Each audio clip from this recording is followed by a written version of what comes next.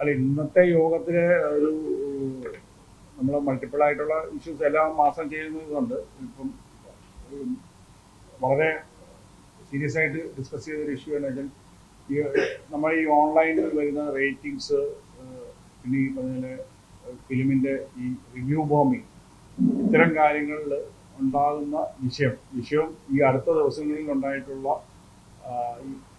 ഒരു വ്യക്തി സിനിമയിലുള്ളവരെ വളരെ മോശപ്പെട്ട ഡിമീനിങ് കമന്റ്സ് വെച്ചത് ഉൾപ്പെടെയുള്ള കാര്യങ്ങളാണ് അറ്റൻഡിങ് മെമ്പേഴ്സ് പറഞ്ഞിട്ടുള്ളത്. ഇൻഡസ്ട്രി ഒന്നാണ്. അപ്പോൾ അത് സിനിമയുടെ പാർട്ടായിട്ട് നിന്ന് റിവ്യൂ ചെയ്യുകയും അത്തരം കാര്യങ്ങളൊക്കെ കോൺസ്റ്റിറ്റ്യൂഷൻ അലൗ ചെയ്യുന്ന കാര്യങ്ങളാണ്. പക്ഷെ അതൊക്കെ ബോർഡേഴ്സ് ക്രോസ് ചെയ്തുകൊണ്ട്, ബൗണ്ടറീസ് ക്രോസ് ചെയ്തുകൊണ്ട് വളരെ മോശപ്പെട്ട രീതിയിൽ സിനിമയും സിനിമാക്കാരെയും അറ്റാക്ക് ചെയ്യുന്ന രീതിയിൽ ഒരാൾ പ്രവർത്തിച്ചു. വേറെ പലരും അത്തരത്തിൽ മുമ്പോട്ട് പോകുന്നുണ്ട്. അപ്പം ഈ റേറ്റിംഗ്സും പ്രധാനമായിട്ടുള്ള കാര്യങ്ങൾ ഇപ്പം ഷെയർ ചെയ്യാനുള്ളതെന്ന് വെച്ചാൽ ഇപ്പം കർണാടകത്തിലും തെലുങ്കാനയിലുമൊക്കെ ഇപ്പം ഒരു കോർട്ട് ഓർഡറാണ്, ഒരു പ്രൊഡ്യൂസറുടെ ടെമ്പററി ഇൻജങ്ഷൻ, ഡിഫൻഡൻസ് ഇതെന്ന് പറഞ്ഞുകൊണ്ട് ഇത് ഈ പറഞ്ഞ ഇൻസ്റ്റാഗ്രാം, ഗൂഗിൾ, LLC, ഫേസ്ബുക്ക് ഉൾപ്പെടെയുള്ള എല്ലാ സോഷ്യൽ മീഡിയയിലും പടം റേറ്റ് ചെയ്യുന്നതിനെതിരെ ഒരു നിർമ്മാതാവ് മേടിച്ചിട്ടുള്ള ടെമ്പററി ഇൻജങ്ഷനാണ്. അതുതന്നെയാണ് ഇത് അടുത്ത പടത്ത് കർണാടകത്തിൽ ബംഗളൂരു കോർട്ട് കൊടുത്തിരിക്കുന്ന ഒരു ഓർഡറാണ്. ഇതൊക്കെ സമാനമായിട്ടുള്ള സിനിമകളെ മോശപ്പെടുത്തി റിവ്യൂ എന്ന പേരിൽ ആൾക്കാരെ ബോഡി ഷെയിം ചെയ്യുകയും ആർട്ടിസ്റ്റിനെ മോശപ്പെടുത്തുകയും ഡയറക്ടേഴ്സിനെ ചീത്ത വിളിക്കുകയും എല്ലാം ചെയ്യുന്ന ഒരു പ്രൊഡ്യൂസറുടെ പ്രൊഡക്റ്റ് ഭയങ്കര മോശപ്പെടുത്തുന്ന രീതിയിലേക്ക് പോകുന്ന ഒരു കാര്യം വരികയും അതിനേക്കാൾ ഉപരി കറുപ്പ് എന്ന് പറയുന്ന പടം ബുക്ക് മൈ ഷോയിൽ റേറ്റിംഗ് ഇത് ഇവിടെ എഴുതി വെച്ചിട്ടുണ്ട്.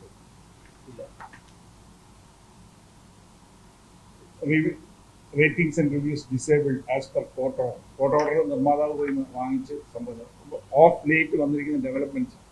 അപ്പോൾ കേരളത്തിൽ ഇതിൻ്റെ ഒരു എക്സ്ട്രീമിലേക്ക് കാര്യങ്ങൾ പൊക്കോണ്ടിരിക്കുകയാണ്. അപ്പം ഒരു ജനാധിപത്യ രാജ്യത്തിൽ ഇത് അലൗ ചെയ്യപ്പെടുന്ന രീതിയിലുള്ള അലൗ ചെയ്യാനായിട്ട് ഈ സിനിമ ഇൻഡസ്ട്രി കോപ്പറേറ്റ് ചെയ്യുമ്പോൾ അതിൻ്റെ അപ്പുറത്തേക്കുള്ള എക്സ്റ്റെൻറ്റിലേക്ക് ആൾക്കാർ പോകുമ്പോൾ അത് ഞങ്ങൾ തീർച്ചയായിട്ടും റിയാക്ട് ചെയ്യണമെന്നാണ് ഇന്നത്തെ കമ്മിറ്റിയുടെ തീരുമാനം.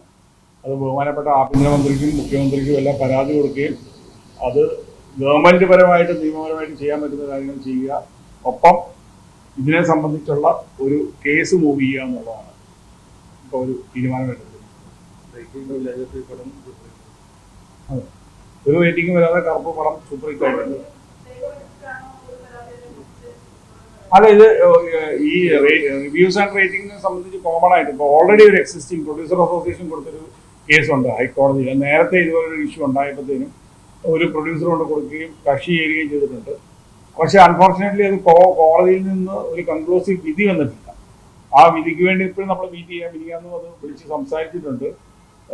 അത് ആ ഇഷ്യൂവിന്റെ പുറത്ത് തന്നെ തൊട്ടു മുമ്പുള്ള സർക്കാർ മന്ത്രി വിളിച്ചപ്പോൾ ഞങ്ങൾ ഈ ഇഷ്യൂ അവിടെ അഡ്രസ്സ് ചെയ്യുകയും സർക്കാർ ആവശ്യപ്പെട്ടിട്ട് അതിന്റെ ഈ കേസിന്റെ ഡീറ്റെയിൽസ് ഇത് ചെയ്യണമെന്ന് ഞങ്ങൾ കൊടുത്തിട്ടുണ്ട്. സർക്കാരും കൂടെ കക്ഷി ചേരുന്നുള്ള ലെവലിലാണ് അന്നത്തെ മീറ്റിംഗ് മന്ത്രി പറഞ്ഞത്. അപ്പോൾ അത്തരം ഡെവലപ്മെന്റ്സ് ഇപ്പോൾ ഇവിടെ നിൽക്കുമ്പോഴത്തേനും പബ്ലിക് ഡൊമൈനിൽ എല്ലാവരും അറിയണം. റേറ്റിങ്ങോ നല്ല രീതിയിലുള്ള കാര്യങ്ങളോ ഒക്കെ മുമ്പോട്ട് പോകുന്നതിന് തെറ്റില്ല. പക്ഷെ സിനിമയെ അഡ്വേഴ്സായിട്ട് എഫക്ട് ചെയ്യുക, ഇത് വേറൊരു ഹൂളിഗനിസത്തിലേക്ക് പോകുന്ന ലെവലിൽ ഒരു കാരണവശാലും ഇൻഡസ്ട്രിയുടെ ഭാഗത്ത് നമുക്ക് അനുവദിക്കാൻ പറ്റത്തില്ല. സോഷ്യൽ മീഡിയ ഒരു വെളുമ്പെറുമ്പായിട്ട് വന്നിട്ട് ആർക്കും എന്തും വിസർജിക്കാന്നുള്ള ലെവലിലേക്ക് പോയി കഴിഞ്ഞാൽ അത് സിനിമയെ യൂസ് ചെയ്യും. അത് തീർച്ചയായിട്ടും ഞങ്ങൾ അതിൻ്റെ എല്ലാ നിയമവഴികളും നോക്കി മുമ്പോട്ട് പോകുന്നതാണ് പറയുന്നത്.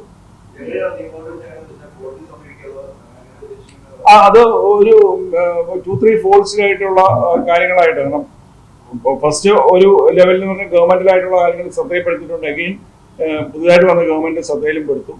അതിനോടൊപ്പം തന്നെ പാരലായിട്ട് തന്നെ ഇതിന്റെ ഈ പറഞ്ഞ രീതിയിലുള്ള നിയമപരമായിട്ടുള്ള നടപടികൾ, അത് ആ സിനിമകൾക്ക് വേണ്ട പ്രൊട്ടക്ഷൻസ് എന്ത് കിട്ടണം. കാരണം അതുകൊണ്ട് ഇതിൽ ഏറ്റവും വലിയൊരു പോയിന്റ് എന്താണെന്ന് വെച്ചാൽ ഇവരെല്ലാം പറയുന്നത് freedom of speech and expression എന്ന് പറഞ്ഞാൽ ഒരു നിർമ്മാതാവിന്റെ വിലപ്പെട്ട കണ്ടന്റ് എടുത്ത് വെച്ചിട്ട് മോണിറ്റൈസ് ചെയ്യുക എന്നുള്ളതല്ല ഫ്രീഡം ഓഫ് എക്സ്പ്രഷൻ.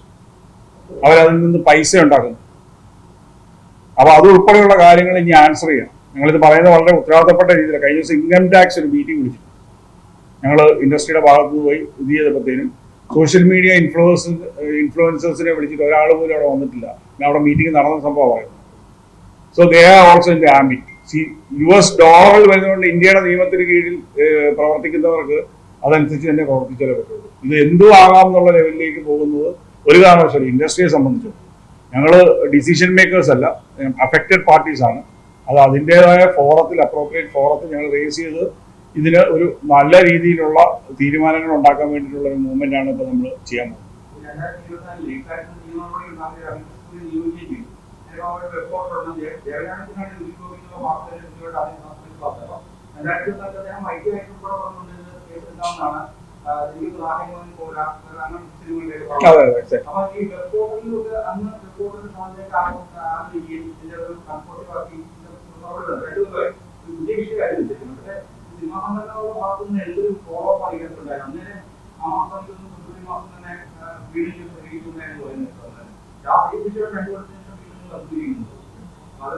അല്ല, അതൊരു വളരെ പെർട്ടിനന്റ് ക്വസ്റ്റ്യൻ ആണ്. ജസ്റ്റിസ് ദേവൻ രാമചന്ദ്രൻ ഒരു ഒബ്സർവേഷൻ നടത്തുകയും അതൊരു കോർട്ട് ഓർഡർ ആയിട്ട് വന്നിട്ടില്ല. ഞാൻ അതാ പറഞ്ഞത്, കേരള ഫിലിം പ്രൊഡ്യൂസർ അസോസിയേഷൻ ആണ് അതിനെ ബേസ് ചെയ്തിട്ട് ഈ റാഹേൽ മകൻ കോരായുടെ നിർമ്മാതാവ് കൊടുത്ത കേസിനോടൊപ്പം കക്ഷി ചേരുകയും ആ കേസ് അൺഫോർച്ചുനേറ്റ്ലി ഒരു കൺക്ലൂസീവ് ആയിട്ടുള്ള ഒരു വേർഡിക്റ്റ് വന്നിട്ടില്ല. അപ്പോഴും ഞങ്ങൾ എഫക്റ്റഡ് പാർട്ടീസ് ആയിട്ട് നിൽക്കുക. അത് ഡിലേ ആകുമ്പോഴത്തേനും അത് ഫോളോ അപ്സ് ഞങ്ങളുടെ ഭാഗത്തു നിന്ന് നടത്തിയിട്ടുണ്ട്. നടത്തുമ്പോൾ പറഞ്ഞിരിക്കുന്നത് ഈവൻ സെൻട്രൽ ഗവൺമെന്റ് വരെ നോട്ടീസ് സെർവ് ചെയ്തിട്ട് അവരെന്തോ ഗൈഡ് ലൈൻസോ കാര്യങ്ങളോ ഇറക്കും, ഇത്തരത്തിലുള്ള പെരുമാറ്റങ്ങൾക്ക് ഇറക്കും എന്ന് പറഞ്ഞിട്ട് അൺഫോർച്ചുനേറ്റ്ലി ഇതൊന്നും നടന്നിട്ടില്ല. അപ്പൊ കോർട്ടിന്റെ ഇത് പെൻഡിങ് ഡിസ്പോസലായിട്ട് ഒരു നടക്കുമ്പോൾ വേറെ സൈഡിൽ കൂടെ അപ്പം ഇപ്പൊ ചോദിച്ചു കഴിഞ്ഞ 2 വർഷം മുമ്പ് കേരളത്തിൽ ഇത്തരത്തിലുള്ള ഇത് മൂവ് ചെയ്തിട്ട് അതിന്റെ വരാത്തപ്പോൾ ഇപ്പം തൊട്ടടുത്ത സ്റ്റേറ്റുകളിലൊക്കെ ഇതിന്റെ കാര്യങ്ങൾ തീരുമാനമായിക്കൊണ്ടിരിക്കുകയാണ്. നിയമപരമായിട്ടുള്ള ചില വേർഡിക്റ്റുകൾ വന്നുകൊണ്ടിരിക്കുകയാണ്.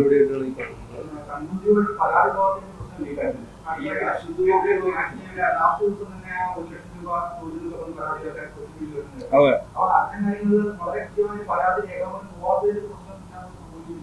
അല്ല അത് ഒരു കണക്കിന് ടോട്ടലി ഇതുകൊണ്ട് ഒരു പെർസെന്റേജ് ഓഫ് ബ്ലെയിം പ്രൊഡ്യൂസേഴ്സിന്റെ ഭാഗത്ത് നിന്ന്, കാരണം ഇത് പ്രൊമോഷന്റെ ഭാഗമായിട്ട് തുടങ്ങിയ ഒരു സംഭവമായിട്ട് വന്നിട്ട് ഇത് വേറെ ഏതൊരു ലെവലിലേക്കൊക്കെ പൊക്കോണ്ടിരിക്കുക.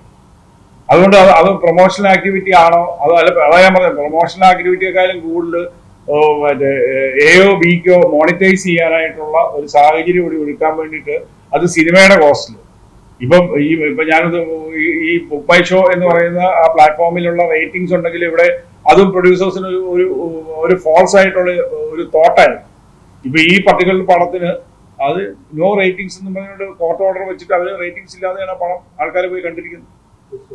അഡ്വർടൈസ്മെന്റ് മോഡ്സ് പലതും ഉണ്ട്, അതെല്ലാം നമുക്ക് സ്വീകരിക്കുകയും ചെയ്യാം. പക്ഷെ അതല്ല, ഇതിന് വേറൊരു ലൈനിലേക്ക് പിന്നെ അത് പർട്ടിക്കുലർ ആയിട്ട് നമ്മളൊരു കേസായിട്ട് സംഭവം ചെയ്യുന്ന ഒരു പിൻ പോയിന്റ് ചെയ്തൊരു വ്യക്തി കഴിഞ്ഞ ദിവസം പറഞ്ഞ അശ്വന്ത് ഗോക്ക് പറഞ്ഞിട്ടുള്ളത് നമ്മളെല്ലാവരും കണ്ടിട്ടുള്ളതാണ്.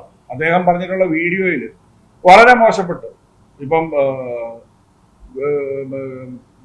മാധവ് സുരേഷിനെ പുള്ളി അബ്യൂസ് ചെയ്യുന്നു. പുള്ളി വിളിക്കുന്ന ഉപയോഗിക്കുന്ന വാക്കുകൾ, എടാ സുരേഷ് ഗോപിയുടെ മോനെ എന്ന ഒരു കേന്ദ്രമന്ത്രിയാണ് സുരേഷ് ഗോപി എന്നുള്ള ഒരു ഉത്തമ ബോധ്യം അയാൾക്കുണ്ടാവണമല്ലോ. ഞാനിതിനകത്ത് രാഷ്ട്രീയ സംഭവമൊന്നുമില്ല. എന്നിട്ട് അത് കമ്പയർ ചെയ്യുന്നു.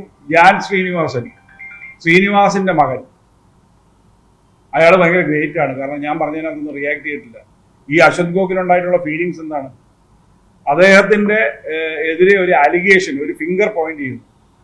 അപ്പൊ അതിനെതിരെ രോഷകൂലനായിട്ട് വേറൊരു ആംഗിളിൽ വെല്ലുവിളിച്ച് എന്തൊക്കെ ഫ്രേസസ് അവിടെ യൂസ് ചെയ്തിട്ടുള്ളത് പുള്ളി.